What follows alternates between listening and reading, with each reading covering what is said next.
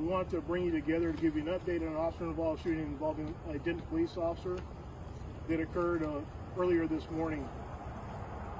So at approximately 1:30 this morning, a call came in to our emergency communications division with a male reporting that he was going to kill himself and, quote, get it over with because of some problems he is having with his lady. Immediately, officers were dispatched. The first officers arrived on scene at about 1:35 a.m.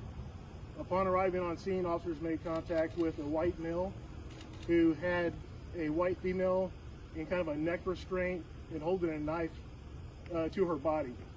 The white male is described in his late 20s. We're not going to give out his identification right now, pending notification to his relatives to make sure next of kin has been properly notified.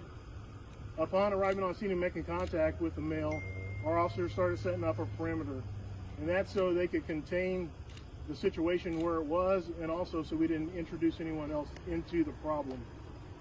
So our officers then attempted to establish contact with the male. One officer in particular, and only one officer, was trying to engage the male into conversation. While trying to engage him in communication, other officers were still arriving on scene. Information was being put out, broadcast over the radio, that the officers were dealing with a subject that had a female as a hostage. After about 5 or 6 minutes of them attempting to negotiate, there were words being exchanged back and forth between the hostage taker and our police officers. And I have to tell you, from the beginning, our officers showed a tremendous amount of restraint and professionalism. Our officer in particular that was attempting to de-escalate and communicate with the hostage taker did a tremendous job in staying very calm, trying to engage him, trying to really connect with him on a human level. As those communications were happening, the hostage taker would raise the knife up to the female, almost in a stabbing motion several times.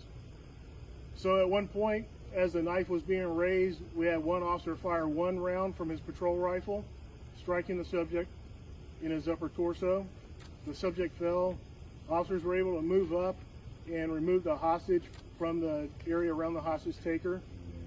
We had a lieutenant on scene that then took charge and did a very good job of calming everything down, kind of resetting, and then devising a plan to go up and disarm the male who was still holding the knife as he was laying on the ground.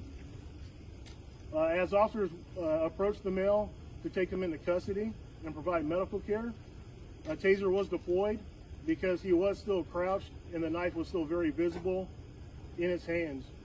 They were successful in that taser deployment.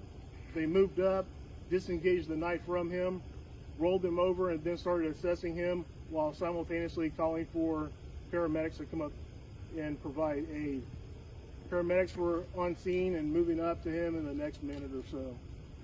I can tell you that the subject was transported to a local hospital, where unfortunately he was pronounced deceased a short time later. As I said in the beginning, we're not going to be releasing his name because we want to make sure that his next of kin has been notified prior to that happening. As is protocol for the Denton Police Department, the Texas Rangers are out here conducting the initial investigation on the shooting, while simultaneously our internal affairs will be conducting an internal investigation for any administrative or policy violations. There's not going to be a lot that I can answer because, one, we're not conducting the investigation, and two, the investigation is very, very young in nature. There's a lot to be done at this point. What I can tell you is, for our community, I would just ask that everyone take a moment to say a prayer for the officers involved, for the decedent and his family. You know, he is somebody's brother, somebody's son, and for the hostage. Thank goodness that we were able to rescue her without her being harmed or injured as well. So with that, I'll stop there and open up for any questions, but just understand there's going to be some that I can't answer at this point. What can you tell us about the female that was taken hostage, victim, relation or with the suspect?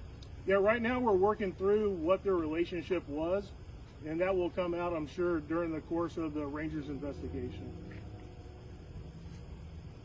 Yes, sir. How long did the incident take from dispatch to finish? So they were dispatched shortly after 1:30. The first units arrived on scene about 1:35, so about a 4 or 5 minute response time to get here. And then negotiations started as soon as they got here. They almost immediately were met with the subject, the hostage taker, and the hostage. Okay, thank you guys. Just to clarify, it was one officer that discharged his service weapon, or I'm sorry, his service assault rifle. His patrol rifle, there was only one officer who discharged his patrol rifle. What can you tell us about that officer, as far as years in service or anything that you can release? Yeah, the officer is also a white male. He's been on the department for about 2.5 years at this point, maybe a little bit less than that, and that's it. Can you say how many officers were involved in total in the response to this? There was quite a few officers that responded initially because of the initial comments about wanting to kill himself, it being an apartment complex. Understand that we have a very wide area to contain, so that takes a lot of manpower to make sure, because they were almost in a courtyard setting where they were at, so trying to cover all the avenues where not only could they escape, but more importantly, we didn't want other residents getting interjected into it. What can you tell us about the officers as far as their response? Did they obviously help to save, to a certain extent, this hostage female's life? Right. What can you tell us about that? I can tell you, you know, this is the type of work that police officers across the country is faced with on a daily basis. And it's nothing that a police officer wants to do. No police officer wants to come to work and have to take a human life. But unfortunately, sometimes you have to take a life in order to save a life, which is what happened in this instance. And any charges, where do the officers stand as of right now for its duty-wise? So the officer that was involved that fired the shot will be placed on administrative leave, pending the outcome of the investigation by both the Texas Rangers and the Internal Affairs Division. So this incident took place back, obviously this apartment complex back, and was it in between some buildings or like a So if you can gazebo? picture the side of this building, it will look similar to that in the courtyard area behind it. I can tell you that our officers that were trying to negotiate with the hostage taker, they were on the farthest corner away from him, so the length of the building, plus a couple more feet where he was standing. Are the residents of this apartment, now deceased and the female? So they're going to be working through getting all that information. We don't know if they actually resided here, if they were here visiting someone, or what that is, but that relationship and where they live will come out. All right, thank you. Thank you, Chief.